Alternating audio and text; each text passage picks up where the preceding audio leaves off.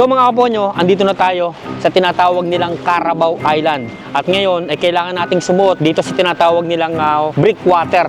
Dahil wala tayong choice kung dito lang talaga ang daanan papasok ng islang ito. So samahan nyo ako, tingnan natin kung ano ba ang makasaysayang pangyayari at lugar dito sa Carabao Island. At dahil walang ibang daanan papasok ng isla, wala kaming choice kundi bumaba sa medyo malalim na bahagi ng Carabao Island at sumuot sa ilalim ng isang So breakwater. mga kaponyo, kailangan nating sumuot dito sa mababang parte ng water break para tayo makapasok sa loob nitong Carabao Island. So dito makikita nyo, ginawa siya para talaga sanggahan itong daanan at itago kung ano ang meron dito sa loob ng Carabao Island. So napakaganda, grabe.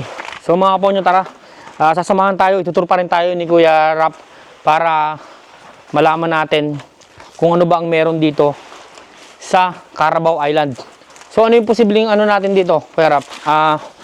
Makikita dito sa loob ng Carabao Island. Mga tunnel, mga hospital, armory. May ospital dito? Oo. So itong lugar na to, talagang pinagkutaan ng mga Amerikano. Oo. Kumbaga ito yung pinaka-base din nila. Wow! Grabe.